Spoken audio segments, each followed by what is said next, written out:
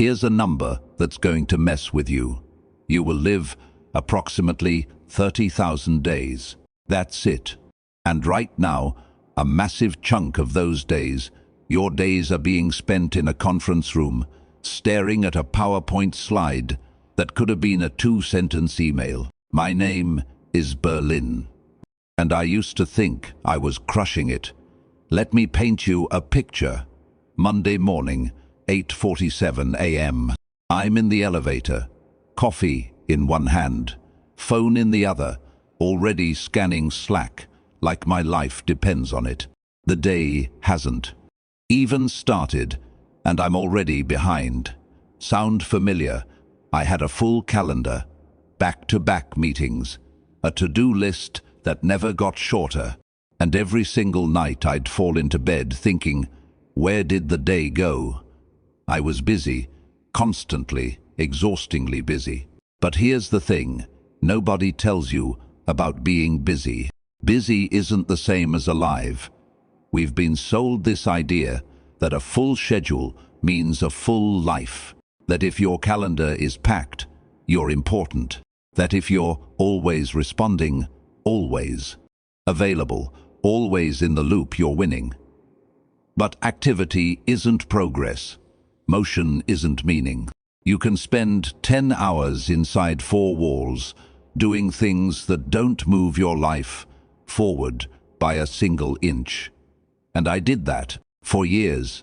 I confused the noise of the office for the sound of purpose. Here's what the research actually says. When days are repetitive, your brain stops recording them. Neuroscientists call it time compression.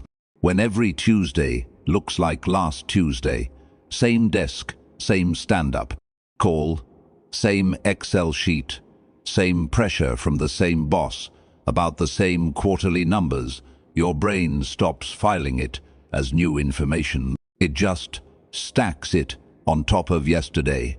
And that's why you blink, and it's somehow already November. That's why you'll ask yourself where the last 3 years went and feel genuinely unsure of the answer. Your brain wasn't storing those days. They blurred, they dissolved, they happened without you really being there. And meetings. Oh, man, let's talk about meetings. The average corporate employee sits in roughly 62 meetings per month. That's not a workday, that's your life. And what happens in most of those meetings? You watch someone share a screen they're not prepared to share. You listen to 8 people agree with whatever the loudest person in the room already said. You add your little comment so people know you exist, and then you walk out with a "let's circle back" and zero clarity. Meetings aren't productivity. They're the illusion of productivity. They make everyone feel involved, while simultaneously making sure nobody's actually focused. I used to leave meetings more confused than when I walked in, but I kept going because showing up felt like contributing. It wasn't. Now, here's the one that really got me, the salary trap. You take a job, the salary feels good.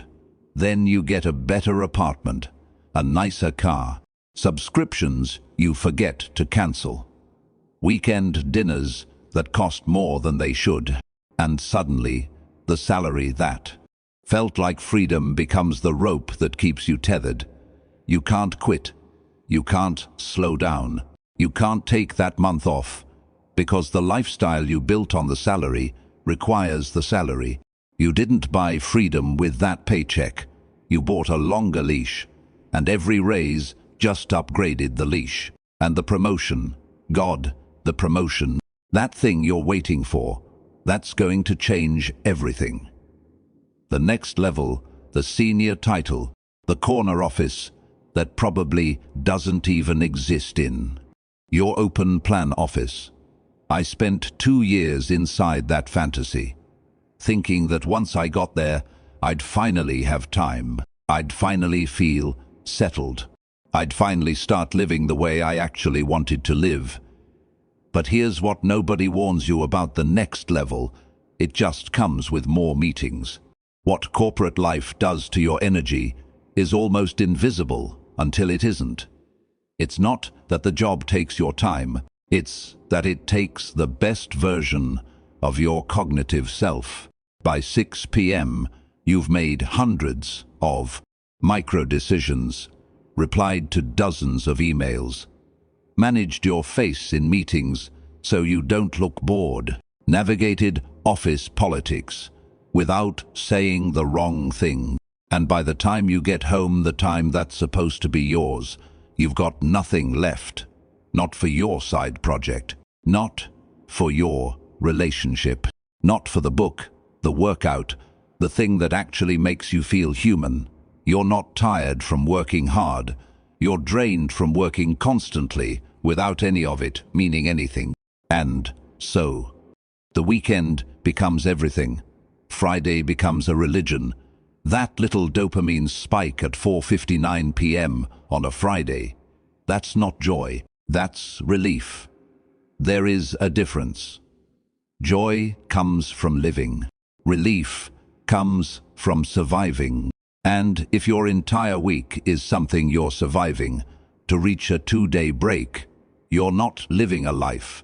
You're serving a sentence with conjugal visits called Saturday and Sunday.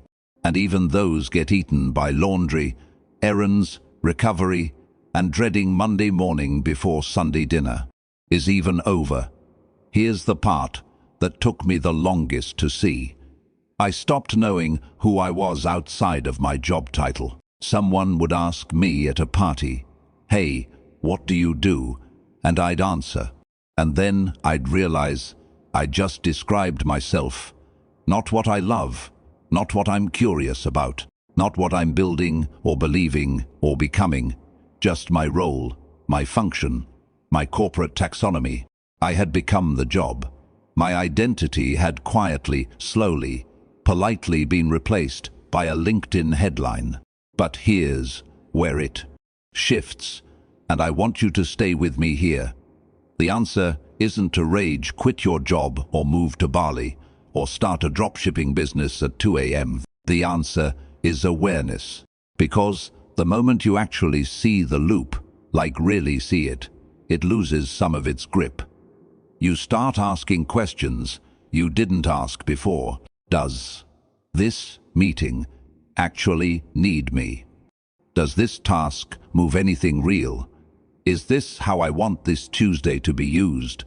Tiny questions, but they create tiny cracks in the routine, and light gets in. Through cracks, you start protecting an hour in the morning before the Slack messages start. You eat lunch away from your desk, not as a wellness hack, but as a reclamation. You start separating who you are from what you do, and it doesn't fix everything overnight, but it changes the texture of the day. It makes you feel like a participant in your life again, instead of a passenger. Real success, not the LinkedIn version, not the performance review version, is having some control over where your attention goes. That's it. Not the title, not the salary band, not the company you work for. The person who decides how their Tuesday afternoon is used is wealthier than the person who earns twice as much and can't remember the last time they chose how to spend an hour. I'm not telling you work is the enemy. Work can be meaningful. It can be craft. It can be connection. But routine without reflection is slow disappearance.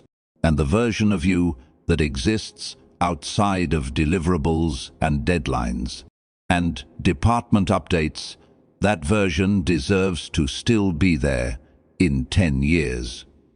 You get 30,000 days, Berlin. I keep saying that to myself, 30,000.